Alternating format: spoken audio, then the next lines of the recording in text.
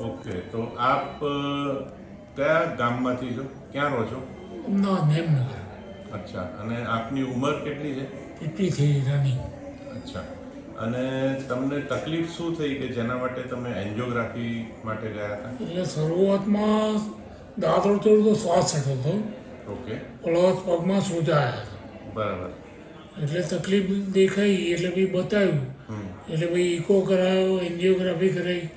એમાં કીધું કે ભાઈ તમારી નળીઓ બ્લોકેજ છે. તો એન્જિયોગ્રાફી જે કોરોનરી એન્જિયોગ્રાફી કરાઈ એમાં કેટલી નળી બ્લોક હતી?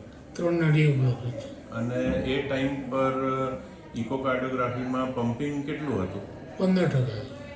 ઓકે, અને એના પછી તમે આ જે ડાયટ સિસ્ટમ ફોલો કર્યો જેનાથી વધારે આખું વેજીટેરિયન જ લેવાનું છે અને દૂધ બી બંધ કરી દેવાનું કરી દીધું. અને સવારે 12 વાગ્યા સુધી ઉપવાસ કરવાનો. તો એના પછી હવે 2 મહિના પછી તમને પગના સોજામાં શું ફાયદો થયો? પગના સોજા તો 15 થી 20 દિવસમાં ટોટલી બંધ થઈ ગયા. ઓકે, પ્લસ મને ડાયાબિટીસ બી હતો.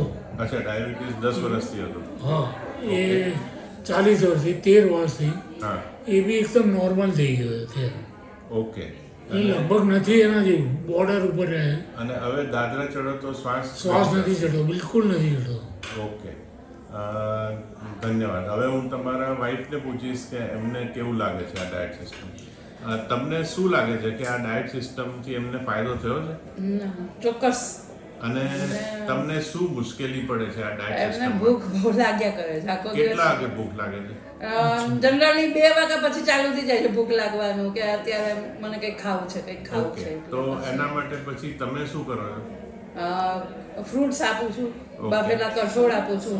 રાઈટ. અને જે આપણે રાંધેલું કહીએ એ તો પછી સાંજે જ આપવાનું છે, એટલે મીન વાઇલ આવું બધું થોડું જ્યુસ ને એવું બધું આપું છું. બરાબર છે. તો એનો રસ્તો એ છે કે સપોઝ 2-3 વાગે ભૂખ લાગે ને તો હજુ વધારે સલાડ ને ફ્રૂટ આપી શકો એની ઉપર મસાલા નાખીને. ઓકે. પ્લસ બીજું ફણગાવેલા મગ હોય એની ઉપર મસાલો ને લીંબુ નાખીને, જિંજર એટલે આદુ નાખીને કરી શકો. ઓકે. અને હવે બીજી એક રેમેડી છે, ઉપાય, કે મિલેટ્સ આવે છે જેવી રીતે લિટલ મિલેટ્સ, ફોક્સટેલ મિલેટ્સ એન્ડ કોડો, એ હું તમને બતાડીશ. તો એ તમે છે ને એમને આપશો ને તો એમને એકદમ ફૂલ લાગશે. ઓકે. અને એની અંદર વિટામિન B12 બી વધારે છે, પ્લસ એનર્જી લેવલ બી હાઈ થશે, પ્રોટીન ને ફાઈબર બધું એમની મળી જશે.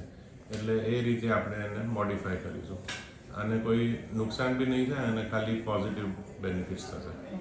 પ્લસ એમાં પ્રોબાયોટિક બેક્ટેરિયા બી બનશે એટલે આખું ગટનું હેલ્થ જે છે, ગેસ્ટ્રોઇન્ટેસ્ટાઇનલ ટ્રેક્ટ, એ સારું થઈ જશે.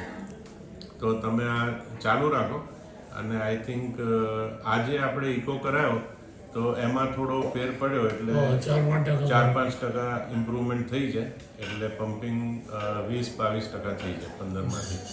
તો આપણે આ દવા બી થોડી ચાલુ રાખીશું અને પ્લસ આ ડાયટ સિસ્ટમ ચાલુ રાખીશું. પછી ધીરે ધીરે દવા બંધ થઈ જશે. Okay, thank you. સર, બીજી એક વસ્તુ કે આપણે